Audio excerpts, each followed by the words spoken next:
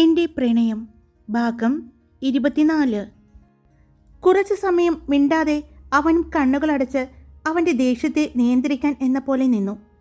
അല്പസമയം കഴിഞ്ഞതും പൊന്നു അവൻ വിളിച്ചതും അവൾ പതിയെ കണ്ണു തുറന്നു. നിന്നെ അവൻ ഒന്ന് തൊട്ടു എന്ന് പറഞ്ഞാലോ, ഒന്ന് ചുംബിച്ചു എന്ന് പറഞ്ഞാലോ, ഇനി അവൻ നിന്നെ എല്ലാ അർത്ഥത്തിലും സ്വന്തമാക്കി. അവൻ അത്രയും പറഞ്ഞപ്പോഴേക്കും അവൾ പെട്ടെന്നുള്ള ഒരു പ്രേരണയിൽ അവൻ്റെ ചുണ്ടുകൾക്ക് മേൽ അവളുടെ വിരലുകൾ വെച്ചു. ഇല്ല, എനിക്കൊന്നും സംഭവിച്ചിട്ടില്ല. പെട്ടെന്ന് അവൾ പറഞ്ഞത് കേട്ടതും അവൻ്റെ ചുണ്ടിൽ ഒരു പുഞ്ചിരി വിരിഞ്ഞു. അവൾ ചുണ്ടിന്മേൽ വെച്ച വിരലുകൾ അവൻ എടുത്തു മാറ്റി. അവൻ്റെ കണ്ണുകളിലെ തിളക്കം അവൾ കണ്ടു. അപ്പോ എൻ്റെ പൊന്നൂട്ടി എന്താ ഉദ്ദേശിച്ചത്? നീ അങ്ങനെ പറഞ്ഞു കഴിയുമ്പോൾ ഞാൻ നിന്നെ ഇട്ടിട്ട് പോകുമെന്ന് നീ കരുതിയോ? അത്രയ്ക്കും പൊട്ടനല്ല ഞാൻ. നിന്റെ നിഴലായി എപ്പോഴും നിന്റെ 3 കൂട്ടുകാർ ഉണ്ടാവാറുണ്ട്. അവരുടെ കണ്ണ് വെട്ടിച്ച് നിങ്ങൾ പ്രണയിച്ചിട്ടുണ്ടാവും. പക്ഷേ അതിനപ്പുറം നിങ്ങളുടെ ഇഷ്ടം അതിൽ കടന്നിട്ടുണ്ടാവില്ല. അതെനിക്ക് ഉറപ്പാണ്. മറ്റൊരു കാര്യം കൂടിയുണ്ട്. നീയൊരു അധ്യാപിക കൂടിയാണ്. കുട്ടികൾക്ക് നേർവഴി പറഞ്ഞു കൊടുക്കുന്ന ഒരു അധ്യാപിക. അതുകൊണ്ട് ഒരിക്കലും അങ്ങനെയൊരു തെറ്റ് നീ ചെയ്യില്ല. ഇനി അഥവാ ചെയ്താൽ പോലും ഞാൻ പറഞ്ഞില്ലേ, എനിക്ക് നീ ഇല്ലാതെ പറ്റില്ല. അതിന് നീ തളർന്നു കിടക്കുകയാണെങ്കിൽ പോലും നിന്നെ ഞാൻ തൂക്കിയെടുത്തു കൊണ്ടുപോകും. ഇനി ഏത് സാഹചര്യത്തിലാണെങ്കിലും എനിക്ക് കുഴപ്പമില്ല. ഞാൻ നിന്റെ ശരീരത്തെ അല്ല പൊന്നു സ്നേഹിച്ചത്. ആദ്യം എനിക്ക് ഇഷ്ടപ്പെട്ടത് നിന്റെ ഈ ഭംഗി കണ്ടിട്ട് തന്നെയായിരുന്നു. പിന്നീട് നിന്റെ കുറുമ്പുകൾ, സംസാരം, നിന്റെ നോട്ടം, അതെല്ലാം ഞാൻ ഇഷ്ടപ്പെട്ടു തുടങ്ങി. ഞാൻ നിന്റെ ഈ മനസ്സിനെ സ്നേഹിച്ചു തുടങ്ങി. ഇപ്പോൾ നീ എൻ്റെ ഇവിടെയാണ് എന്ന് പറഞ്ഞ് അവൻ അവളുടെ കൈയെടുത്തുകൊണ്ട് അവൻ്റെ നെഞ്ചിൽ വെച്ചു. ഈ നെഞ്ചെടുപ്പിൻ്റെ വേഗത നീ അറിയുന്നുണ്ടോ? നീ എൻ്റെ അടുത്തേക്ക് ഇത്രയും ചേർന്ന് നിൽക്കുമ്പോൾ നിന്റെ ഹൃദയമെടുപ്പ് പോലും വേഗത്തിലാകുന്നു. അത്രമാത്രം എൻ്റെ മനസ്സും നിന്നെ ആഗ്രഹിക്കുന്നുണ്ട് പൊന്നു. സമയം തരാം ഞാൻ നിനക്ക്. എത്ര സമയം വേണമെങ്കിലും ഞാൻ തരാം. പക്ഷേ എന്നെ ഇട്ടിട്ട് പോകരുത്. എനിക്ക് വേണം. എനിക്കായിട്ട് ദൈവം കരുതി വെച്ചതാ നിന്നെ. അല്ലെങ്കിൽ ഇപ്പോൾ ഒരു ജാതകത്തിൻ്റെ പേരിലൊന്നും അവൻ നിന്നെ ഉപേക്ഷിക്കില്ലായിരുന്നു. എനിക്കായി വിധിച്ചതാ നിന്നെ. അതിന് ഒരു നിമിത്തമായത് മാത്രമാണ് ഈ ജാതകദോഷം. പൊന്നു, എന്ത് പ്രശ്നം വന്നാലും ആർക്ക് വേണ്ടിയും ഒരു ജാതകദോഷത്തിൻ്റെ പേരിലും ഞാൻ നിന്നെ ഉപേക്ഷിക്കില്ല. അത്രയും ഇഷ്ടമാണടി പെണ്ണെ എനിക്ക് നിന്നെ എന്ന് പറഞ്ഞ് അവൻ അവളുടെ കവിളിൽ കൈവച്ചു. അപ്പോഴും അവൻ്റെ ഇടത് കൈ അവളുടെ ഇടുപ്പിനോട് ചേർത്ത് പിടിച്ച് അവളെ അവൻ്റെ ശരീരത്തോട് ചേർത്ത് പിടിച്ചിട്ടുണ്ട്. അതെ, ആ മാവും ചോട്ടിലെങ്ങനെ ലൈറ്റുണ്ടോ? ശ്രദ്ധയോടും വാണിയോടും സംസാരിക്കുകയായിരുന്ന നവീൻ ചോദിച്ചു. എന്തിനാ? ശ്രദ്ധ ചോദിച്ചു. ഹരിയാണേ ആള്. ആ പെണ്ണ് എന്തെങ്കിലും പറഞ്ഞു കേട്ട് അവനെങ്ങാനും ദേഷ്യം വന്നാ പിന്നെ ആ പെണ്ണിനെ ആ മാവിൻ്റെ മുകളിൽ നിന്നെങ്ങാനും എടുക്കേണ്ടി വരും നമ്മൾ. അവൻ അടിച്ച് പറത്തി കളയും. നവീൻ പറഞ്ഞു. ഒരിക്കലും ഹരിയേട്ടൻ പൊന്നുവിനെ വേദനിപ്പിക്കില്ല. ഉറപ്പോടെ ശ്രദ്ധ പറയുന്നത് കേട്ടതും വാണിയും നവീനും അവളെ നോക്കി. എന്താ നിങ്ങൾക്ക് തോന്നുന്നുണ്ടോ ഇപ്പോഴും ആ മനുഷ്യൻ അവൾക്ക് വേണ്ടി ഇവിടെ വന്ന് ഈ രാത്രി കാവൽ നിൽക്കുന്നുണ്ടെങ്കിൽ അവളെ അത്രമാത്രം ഇഷ്ടപ്പെട്ടിട്ടായിരിക്കില്ലേ? അതുകൊണ്ട് ഹരിയുടെ പ്രണയത്തെ വേദനിപ്പിക്കില്ല. അവൾ മാവിൻ ചുവട്ടിൽ നിൽക്കുന്ന ആ നിഴൽ രൂപങ്ങളെ നോക്കിക്കൊണ്ട് പറഞ്ഞു. അത് കേട്ട നവീനിലും വാണിയിലും ഒരു ചെറിയ പുഞ്ചിരി ഉണ്ടായിരുന്നു. ഞാനൊരു കാര്യം പറഞ്ഞാൽ അനുസരിക്കുമോ? അവൾ ചോദിച്ചു. എന്താ? ഹരി ചോദിച്ചു. അത് പിന്നെ ഈ മാല തിരിച്ചെടുക്കാമോ? അവൾ ചോദിച്ചു. അത് അവിടെ കിടക്കുന്നത് കൊണ്ട് നിനക്കെന്താ കുഴപ്പം? അത് പിന്നെ ഹരിയേട്ടൻ്റെ അല്ലേ? അതെ, എൻ്റെയാണ്. കുറേ ദിവസങ്ങൾക്ക് ശേഷം ഹരിയേട്ട എന്നുള്ള അവളുടെ വിളി കേട്ടപ്പോൾ അവൻ്റെ മനസ്സ് നിറയുന്നുണ്ടായിരുന്നു. എനിക്ക് അമ്മയും അച്ഛനും വാങ്ങിത്തന്ന മാലയുണ്ട്, അവൾ പറഞ്ഞു. ആയിക്കോട്ടെ, അതിനെന്താ? അത് രണ്ടു മാലയൊക്കെ കഴുത്തി കിടന്ന അമ്മ ചോദിക്കും, അവൾ പറഞ്ഞു. അപ്പോൾ 2 മാല കഴുത്തിൽ കിടക്കുന്നതാണ് പ്രശ്നം. ഇതിൽ ഒരെണ്ണം ഊരി മാറ്റിയാൽ പോരെ? അത് ഞാൻ ഇപ്പോൾ തന്നെ ശരിയാക്കാം. എന്ന് പറഞ്ഞ് അവളുടെ ഇടുപ്പിലെ പിടി വിടാതെ തന്നെ വലത് കൈകൊണ്ട് അവളുടെ ആ മാലയിൽ പിടിച്ചു. ആദ്യം പിടിച്ചത് അവൻ ഇട്ടുകൊടുത്ത മാലയിലായിരുന്നു. അത് അവൻ ഊരിയെടുക്കാൻ പോവുകയാണ് എന്ന് കരുതി അവൾ കണ്ണുകൾ മുറുക്കി അടച്ചു. ആ മാലയിൽ അവൻ പിടിച്ചപ്പോൾ അവളുടെ നെഞ്ചിൽ ഒരു പിടച്ചിൽ അവൾക്ക് തോന്നി. മനസ്സിലിരുന്ന ആരോ ഊരിയെടുക്കല്ലേ എന്ന് പറയുന്നത് പോലെ അവൾക്ക് തോന്നി. അവളുടെ കഴുത്തിൽ നിന്നും മാല ഊരുന്നതറിഞ്ഞതും അവളുടെ കണ്ണുകൾ നിറയുന്നത് അവൾ അറിഞ്ഞു. അടച്ചു പിടിച്ചിരുന്ന അവളുടെ കണ്ണുകളിൽ നിന്നും കണ്ണുനീർ ഒഴുകുന്നത് അറിഞ്ഞ ഹരി ഒരു പുഞ്ചിരിയോടെ തന്നെ ആ മാല ഊരിയെടുത്തു. നിന്റെ പരാതി ഞാൻ തീർത്തിട്ടുണ്ട്. ഇനി 2 മാല കിടക്കുന്നത് കൊണ്ട് അമ്മയോ മറ്റുള്ളവരോ ഇനി കാര്യം ചോദിക്കേണ്ട. അവൻ പറഞ്ഞതും അവൾ കണ്ണുകൾ തുറന്നു. അവിടെ കണ്ണുനീർ ചാലിട്ടൊഴുകുന്നത് കണ്ടിട്ടും അവനൊരു പുഞ്ചിരിയായിരുന്നു. ഇനിയും അവിടെ നിന്ന് ശരിയാവില്ലെന്ന് തോന്നിയ അവൾ, എന്നാ ഞാൻ പൊയ്ക്കോട്ടെ, അവൾ ചോദിച്ചു. അവൾ അത് ചോദിക്കുമ്പോഴേ അവൻ ആ മാല അവൻ്റെ കഴുത്തിലേക്ക് ഇടുന്നത് അവൾ കണ്ടിരുന്നു. അപ്പോൾ പറയാനുള്ളതെല്ലാം പറഞ്ഞോ? അവൻ ചോദിച്ചു. പറഞ്ഞു. ഞാനപ്പോൾ കാത്തിരുന്നോട്ടെ? അവൻ ചോദിച്ചു. അതിന് അവൾ ഒന്നും പറഞ്ഞില്ല. അവൻ പിടിച്ചിരുന്ന ഇടുപ്പിലെ ആ കൈവിടിയിക്കാൻ അവൾ ശ്രമിച്ചു. അപ്പോഴും അവൻ്റെ ആ പിടി മുറുകിയതല്ലാതെ ഒരു തരി പോലും അഴിഞ്ഞില്ല. പറയ്, ഞാൻ കാത്തിരുന്നോട്ടെ? അവൻ വീണ്ടും ചോദിച്ചു. എനിക്ക് സമയം വേണം, അവൾ പറഞ്ഞു. ശരി, എത്ര സമയം വേണം? അവൻ ഒരു കുസൃതിയോടെയാണ് ചോദിക്കുന്നത്. അവൾ ഒന്നും മിണ്ടിയില്ല. ആ നിരഞ്ജൻ്റെയും പൂജയുടെയും വിവാഹം കഴിയുന്നത് വരെ മതിയോ? അല്ലെങ്കിൽ വാണിയുടെയും എറിക്കിൻ്റെയും വിവാഹം കഴിഞ്ഞ് പിന്നെ ശ്രദ്ധയുടെയും നവീൻ്റെയും വിവാഹം കഴിയുന്നത് വരെയും ഞാൻ കാത്തിരിക്കണോ? അവൻ ചോദിച്ചു. അപ്പോഴും അവൾ ഒന്നും മിണ്ടിയില്ല. പറയാതെ പോകില്ല പൊന്നു നീ. ഇങ്ങനെ തന്നെ നമ്മൾ നിൽക്കും. അല്ലെങ്കിൽ വേണ്ട, ഞാൻ കാത്തിരിക്കാം, എത്ര നാൾ വേണമെങ്കിലും. പക്ഷേ നീ എന്നെ വിവാഹം കഴിക്കാമെന്ന് പറ. ആ ഒരു ഉറപ്പ് തന്നാൽ ഉറപ്പായിട്ടും ഞാൻ നിന്നെ ഇപ്പോൾ വിടാം. അതും വെറും വാക്കായിട്ട് മാത്രമല്ല, നിന്റെ മനസ്സിൽ തട്ടി തന്നെ പറയണം. ഇനി നീ വിവാഹം കഴിക്കുന്നുണ്ടെങ്കിൽ അത് എന്നെ ആയിരിക്കുമെന്ന് ഹരി പറഞ്ഞു. അവൾ അവൻ്റെ മുഖത്തേക്ക് നോക്കി. പറയ് എന്ന് പറയുന്നതോടൊപ്പം തന്നെ അവൻ്റെ കൈകൾ അവളുടെ അരയിൽ ഒന്നുകൂടി അമർത്തി. എനിക്ക് സമ്മതാണ്. അവൾ അത് പറഞ്ഞതും വരണ്ട മരുഭൂമിയായ അവൻ്റെ ഹൃദയത്തിലേക്ക് ഒരു കുളിർ മഴ പെയ്തതുപോലെ അവന് തോന്നി. പുനു, ഒരിക്കൽ കൂടി ഒന്ന് പറയാവോ? എന്നെ വിവാഹം കഴിക്കാൻ നിനക്ക് സമ്മതാണെന്ന് അവൻ ചോദിച്ചു. അവൻ്റെ ശബ്ദത്തിലെ ഇടർച്ച അവൾക്ക് മനസ്സിലായിരുന്നു. അതുകൊണ്ട് അവൾ വീണ്ടും പറഞ്ഞു. ഹരിയേട്ടനെ വിവാഹം കഴിക്കാൻ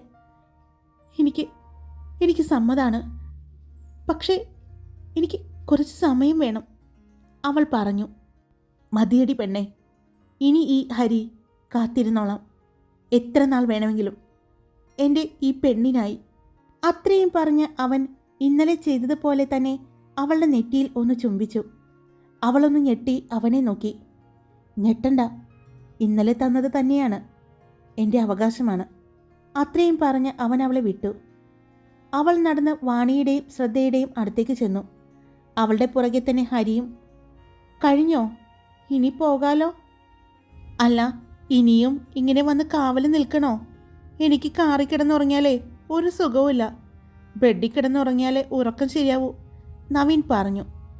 എൻ്റെ പൊന്നു മോളെ, നീ ഇനി ഒന്നും ചെയ്യില്ല എന്ന് ഒരു ഉറപ്പ് ഇവനൊന്ന് കൊടുക്കാവോ? അല്ലെങ്കിൽ പിന്നെ ഞങ്ങൾക്ക് വേണ്ടി ഇവിടെ ഒരു റൂം അറേഞ്ച് ചെയ്ത് തരാമോ? നവീൻ ചോദിച്ചു. അയ്യോ, അതിനെന്താ, ഇവിടുത്തെ ഹാളിൽ തന്നെ തരാം. അതാകുമ്പോൾ നിങ്ങൾക്ക് ഇവൾ പുറത്തേക്ക് പോകണ്ടോ എന്ന് ഇവിടെ കിടന്നോ ഇരുന്നോ നോക്കാലോ, ശ്രദ്ധ ദേഷ്യത്തോടെ പറഞ്ഞു. നീ പോയേടി, ഈ കാറിൽ ചാരി കിടന്നുറങ്ങാനേ ഒരു സുഖവുമില്ല, നിനക്കറിയാൻ പാടില്ല അഞ്ഞിട്ടാ. ഞാൻ ഇനി ഒന്നും ചെയ്യില്ല, നിങ്ങൾ വീട്ടിലേക്ക് പോയിക്കോ, അവൾ പറഞ്ഞു. ഇപ്പോഴും ഒരു പുഞ്ചിരിയോടെ അവളെ ഹരി നോക്കി നിൽക്കുന്നത് എല്ലാവരും കണ്ടു. എന്നാ ഞങ്ങൾ പൊയ്ക്കോട്ടെ? ഹരി ഒരു പുഞ്ചിരിയോടെ തന്നെ ചോദിച്ചു. ശരിയെന്ന് എല്ലാവരും പറഞ്ഞു. ഹരി അവളെ നോക്കി.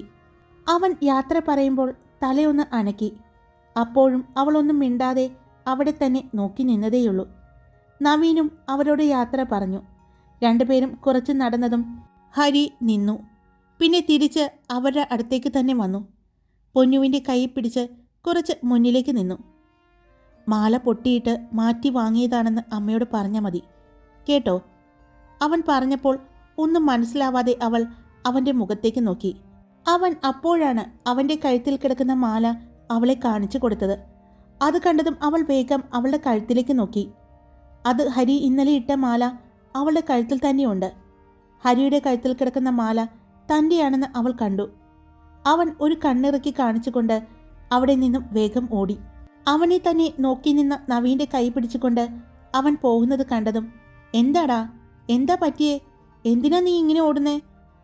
നീ അവളെ എന്തെങ്കിലും പറഞ്ഞോ? വലിച്ചു കൊണ്ടുപോകുന്നതിൻ്റെ ഇടയിലും നവീൻ ചോദിക്കുന്നുണ്ട്. എന്നാൽ വേഗം അവൻ്റെ പുറകെ തന്നെ അവളും പോയി. അപ്പോഴേക്കും ഹരിയും നവീനും ഗേറ്റ് കടന്ന് ഗേറ്റ് അടച്ച ശേഷം കാറിനടുത്തേക്ക് നടന്നു. അപ്പോഴേക്കും അവൾ വന്ന് ഗേറ്റ് തുറന്നിരുന്നു. ആ നിമിഷം തന്നെ നിരഞ്ജൻ്റെ വീടിൻ്റെ ലൈറ്റുകൾ തെളിഞ്ഞു. അത് കണ്ടതും അവൾ ഞെട്ടി മുന്നിലേക്ക് നോക്കി. അപ്പോഴേക്കും അങ്ങോട്ട് വാണിയും ശ്രദ്ധയും എത്തി. എന്താടാ, എന്താ പറ്റിയേ? വാണി ചോദിച്ചു. അപ്പോഴാണ് ഗേറ്റിൻ്റെ അടുത്തേക്ക് നടന്നു വരുന്ന നിരഞ്ജനെ അവർ കാണുന്നത്. നിരഞ്ജൻ്റെ വീടിൻ്റെ ഗേറ്റ് തുറന്നതും ഇതൊന്നും അറിയാതെ ഹരി കാറെടുത്തു കൊണ്ടുപോയി. പൊന്നു ആ കാറിലേക്കും പിന്നെ ഗേറ്റ് തുറക്കുന്ന നിരഞ്ജനിലേക്കും നോക്കി. നിരഞ്ജൻ്റെ കണ്ണുകളും അവിടെ നിന്ന് പോയ ആ കാറിലായിരുന്നു. അവൻ ഗേറ്റിന് മുന്നിൽ നിൽക്കുന്ന പൊന്നുവിനെയും നോക്കി. നിരഞ്ജനെ അവിടെ കണ്ട വാണിയും ശ്രദ്ധയും പൊന്നുവിൻ്റെ കൈ പിടിച്ചു. വാ പൊന്നു എന്ന് പറഞ്ഞ് അവളെയും കൊണ്ട് അകത്തേക്ക് നടക്കാൻ പോയതും, ഒന്ന് നിന്നേ, പെട്ടെന്ന് നിരഞ്ജൻ പറഞ്ഞതും 3 പേരും അവിടെ നിന്നു. ഇപ്പോൾ ആരാ കാറിൽ പോയത്? നിരഞ്ജൻ ചോദിച്ചു. അത് ഞങ്ങളെന്തിനാ നിങ്ങളോട് പറയുന്നത്? വാണി തിരിഞ്ഞു നിന്ന് കൈ കെട്ടിക്കൊണ്ട് ചോദിച്ചു. ഞാൻ നിന്നോടല്ല ചോദിക്കുന്നത്. പൊന്നു, ഇപ്പോൾ ആരാ കാറിൽ പോയത്? അവൻ അല്പം ദേഷ്യത്തോടെ അവളുടെ അടുത്തേക്ക് വന്നുകൊണ്ട് ചോദിച്ചു. അവൾ ഒന്നും മിണ്ടാതെ തന്നെ നിന്നു. ഞാൻ നിന്നോടാ ചോദിക്കുന്നേ എന്ന് പറഞ്ഞ് നിരഞ്ജൻ പൊന്നുവിൻ്റെ കൈ പിടിച്ചു. അത് കണ്ടതും വാണിക്കും ശ്രദ്ധയ്ക്കും ദേഷ്യം തോന്നി. എന്നാൽ പൊന്നു എങ്ങനെ പ്രതികരിക്കും എന്നറിയാൻ വേണ്ടി അവർ രണ്ടുപേരും പൊന്നുവിനെ നോക്കി. കൈയെടുക്ക്, പൊന്നു വളരെ ശാന്തമായി എന്നാൽ ഉറച്ച ശബ്ദത്തോടെ പറഞ്ഞു. എന്താ? കൈയെടുക്കാൻ. അത് കേട്ടതും പെട്ടെന്ന് നിരഞ്ജൻ കൈയെടുത്തു. അവൾ നിരഞ്ജൻ്റെ മുഖത്തേക്ക് തന്നെ നോക്കി. എന്താ എന്താ നിങ്ങൾക്ക് അറിയേണ്ടത്? ഇപ്പോൾ ഇവിടെ നിന്ന് പോയത് ആരാണെന്നാണോ? എന്നെ കാണാൻ വേണ്ടി വന്ന ആളാ, അവൾ പറഞ്ഞുകൊണ്ട് നിരഞ്ജൻ്റെ മുഖത്തേക്ക് നോക്കി. നിരഞ്ജൻ്റെ മുഖത്തെ ആ ഞെട്ടൽ അവർ 3 പേരും കണ്ടിരുന്നു. പൊന്നു, നീ? അതെ, പൊന്നു തന്നെയാ പറയുന്നത്. എന്നെ കാണാൻ പല ആളുകളും വരും. അതന്വേഷിച്ച് ഇനി നിരഞ്ജൻ ഇങ്ങോട്ട് വരണ്ട, അവൾ പറഞ്ഞു. അവളുടെ ശബ്ദത്തിലെ ഉറപ്പും ദൃഢതയും അവനും തിരിച്ചറിഞ്ഞിരുന്നു. ഞാനപ്പോൾ നിനക്ക്? ഇല്ല, നിങ്ങൾ എൻ്റെ ആരുമല്ല. ഇനി എനിക്ക് നിങ്ങളോട് സംസാരിക്കേണ്ട. ഇനി നിങ്ങൾക്ക് എന്നോട് എന്തെങ്കിലും സംസാരിക്കാനുണ്ടെങ്കിൽ അത് തരുണിൻ്റെ സഹോദരി എന്ന നിലയിൽ മാത്രമായിരിക്കണം. മറ്റൊരു അധികാരത്തോടു കൂടി ഇനി നിരഞ്ജൻ ഈ ഇതളിനോട് സംസാരിക്കാൻ നിൽക്കണ്ട, കേട്ടല്ലോ എന്ന് പറഞ്ഞ് അവൾ തിരിഞ്ഞു നടന്നതും അവളെ തന്നെ ഒരു ഞെട്ടലോടെ നോക്കി നിൽക്കുകയായിരുന്നു നിരഞ്ജൻ. എന്നാൽ അവൾ പറഞ്ഞതിൻ്റെ സന്തോഷത്തിലായിരുന്നു വാണിയും ശ്രദ്ധയും. അവർ രണ്ടുപേരും നിരഞ്ജനെ നോക്കി. അപ്പോൾ സാറേ, കല്യാണം നമ്മൾ അടിച്ചു പൊളിക്കുകയല്ലേ? ഞങ്ങളെല്ലാത്തിനും ഉണ്ടാവും കേട്ടോ. ഞങ്ങളെന്ന് പറഞ്ഞാൽ പൊന്നും ഉണ്ടാവും. അപ്പോൾ കാണാം. അല്ല, സാർ ഇതുവരെ ഉറങ്ങിയില്ലേ? ഇപ്പോൾ സമയം 12 മണി കഴിഞ്ഞല്ലോ. എടി, അതെങ്ങനെയാ സാർ ഉറങ്ങുന്നത്? സാറിൻ്റെ വിവാഹം ഉറപ്പിച്ചിരിക്കുകയല്ലേ? പൂജയുമൊക്കെ ആയിട്ട് സംസാരിക്കാനൊക്കെ ഉണ്ടാവും അല്ലേ സാറേ? വാണി കളിയാക്കുന്ന രീതിയിൽ ചോദിച്ചു. എന്നാൽ നിരഞ്ജൻ പൊന്നുവിനെ നോക്കുകയായിരുന്നു. അവൻ്റെ മനസ്സിൽ പല ചിന്തകളും കടന്നു വന്നു. ഇപ്പോൾ ഇവിടെ നിന്ന് ആ കാറിൽ പോയതാരാണ്? അവർ 2 പേരുണ്ടായിരുന്നില്ലേ? ഇവർ 3 പേരും ഇവിടെ എന്താ എടുക്കുന്നേ? അവൻ്റെ മനസ്സിൽ പല ചിന്തകളും കടന്നു വന്നു. ഇപ്പോൾ ഇവിടെ നിന്ന് കാറിൽ പോയത് ആരാ? നിരഞ്ജൻ വാണിയോടും ശ്രദ്ധയോടും ചോദിച്ചു. ആ അത് പൊന്നു പറഞ്ഞില്ലേ, പൊന്നുവിന് ഇഷ്ടപ്പെടുന്ന ആളാ. അവള് വിവാഹത്തിന് സമ്മതിച്ചു. വാണി പറയുന്നത് കേട്ടതും നിരഞ്ജൻ അവരെ ഒന്ന് തറപ്പിച്ചു നോക്കി. എന്താ പൊന്നു പൊന്നു വിവാഹത്തിന് സമ്മതിച്ചു എന്നോ? ആരുമായിട്ട്? നിരഞ്ജൻ ചോദിച്ചു. അത് സാറേ സസ്പെൻസ് ആണ്.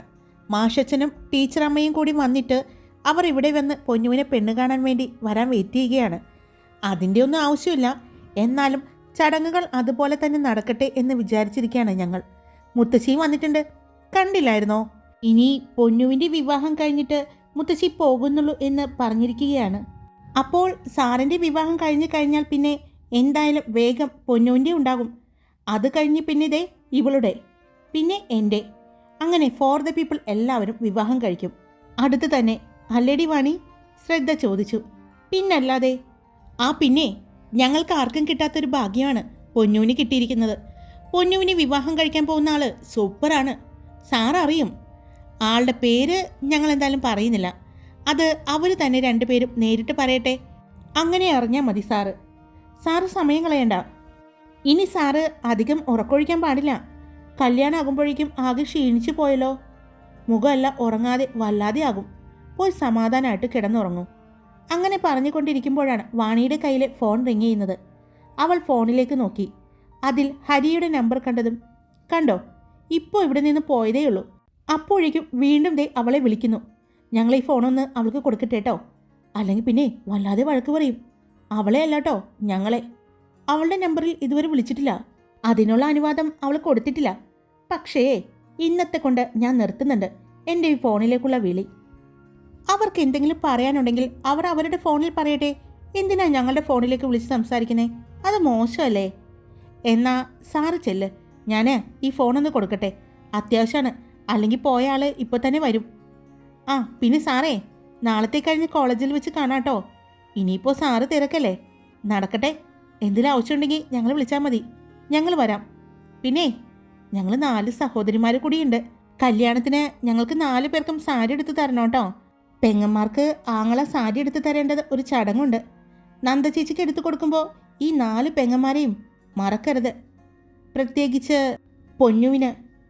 എന്നാൽ പിന്നെ ചെല്ലട്ടെ സാറേ ഞങ്ങൾ എന്ന് പറഞ്ഞുകൊണ്ട് വാണിയും ശ്രദ്ധയും ഗേറ്റ് അടച്ചുകൊണ്ട് അവിടെ നിന്നും തിരിഞ്ഞു നടന്നു.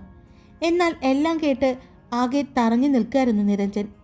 ഒരു ദേഷ്യത്തിനാണ്, അല്ലെങ്കിൽ എപ്പോഴോ തോന്നിയ ഒരു വാശി. അതിലാണ് പൂജയെ വിവാഹം കഴിക്കാൻ എന്ന് സമ്മതിച്ചത്. പക്ഷേ പൊന്നു മറ്റൊരാളെ വിവാഹം കഴിക്കാൻ സമ്മതിച്ചു എന്ന് പറഞ്ഞതും ഇപ്പോൾ ആരാ അവളെ കാണാൻ വന്നിട്ട് പോയത്? എല്ലാം കൂടി ആലോചിച്ചപ്പോൾ നിരഞ്ജന് ആകെ സങ്കടവും ദേഷ്യവും എല്ലാം വരുന്നുണ്ടായിരുന്നു. അവൻ കുറച്ചു നേരം കൂടി അങ്ങനെ തന്നെ നിന്നു.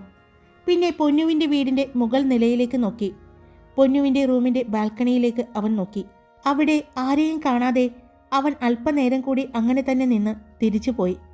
എന്നാൽ വാണി വേഗം തന്നെ ഫോൺ കൊണ്ടുപോയി പൊന്നുവിൻ്റെ കയ്യിൽ കൊടുത്തു. ഇതാ നിനക്കാ, ഇപ്പോൾ ഇവിടെ നിന്ന് പോയതേയുള്ളൂ, ഇനി എന്തു പറയാനാണാവോ എന്ന് ചോദിച്ചുകൊണ്ട് പൊന്നുവിൻ്റെ കയ്യിലേക്ക് ഫോൺ കൊടുത്തത്. പൊന്നു ഫോണുമായി ബാൽക്കണിയിലേക്ക് ഇറങ്ങി. മുത്തശ്ശിയോട് വാണിയും ശ്രദ്ധയും കാര്യങ്ങളെല്ലാം പറഞ്ഞു. അപ്പോൾ അവൻ കണ്ടോ ഹരിയെ? ആരാന്നറിഞ്ഞിട്ടില്ല മുത്തശ്ശി, ഞങ്ങളും പറയാൻ പോയില്ല. ഒന്ന് ടെൻഷൻ അടിച്ച് നടക്കട്ടെ. എന്തായാലും ഇവിടെ വന്ന് ഹരിയേട്ടനും ഫാമിലിയും പൊന്നുവിനെ പെണ്ണു കാണലെല്ലാം നടത്തുമ്പോൾ ഉറപ്പായിട്ടും തരുണേട്ടനൊക്കെ പറയില്ലേ, പിന്നെ ടീച്ചറമ്മയും എല്ലാം പറയും. അപ്പോൾ അറിഞ്ഞാൽ മതി. അതുവരെ പുള്ളി ആരാണെന്ന് അന്വേഷിച്ച് നടക്കട്ടെ, വാണി പറഞ്ഞു. ഈ ഹരിയേട്ടനെ കൊണ്ട് ഞാൻ തോറ്റു.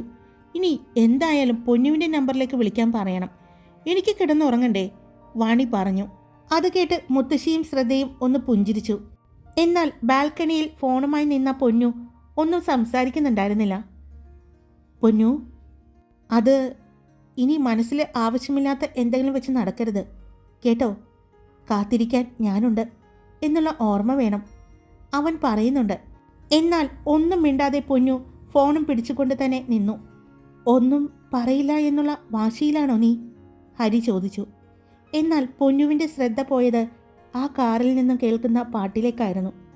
ആ പാട്ട് താൻ പാടിയതാണെന്ന് അപ്പോഴാണ് അവൾക്ക് ഓർമ്മ വന്നത്. പറയാതെ എന്തിനോ കൂടെ നിന്നവൾ മൊഴി മറന്നു പോയോ, ഇടനെഞ്ചിലായിരം കനവെറിഞ്ഞവൾ കഥ മറന്നു മാലകൾ അവളണിയും, അവളുടെ കാൽപ്പാടുമായി വഴികൾ മറയും. ഹായ്, എല്ലാവരും സുഖമായിട്ടിരിക്കുന്നോ? ഞാൻ സുഖമായിട്ടിരിക്കുന്നു. അപ്പോൾ സ്റ്റോറി ഇഷ്ടപ്പെട്ടോ? പാട്ടും ഇഷ്ടപ്പെടുന്നുണ്ടോ? സിറ്റുവേഷന് അനുസരിച്ച് തന്നെയല്ലേ ഞാൻ പാട്ടിടുന്നത്. നിങ്ങളുടെ അഭിപ്രായങ്ങൾ എന്തായാലും കമൻറ്റ് ചെയ്യൂ കേട്ടോ. പിന്നെ വീഡിയോ ലൈക്ക് ചെയ്യാൻ മറക്കരുത്. സബ്സ്ക്രൈബ് ചെയ്യാതെ കേൾക്കുന്നവരുണ്ടെങ്കിൽ സബ്സ്ക്രൈബ് ചെയ്ത് സപ്പോർട്ട് ചെയ്യുക. Love you all. It's me Karthika.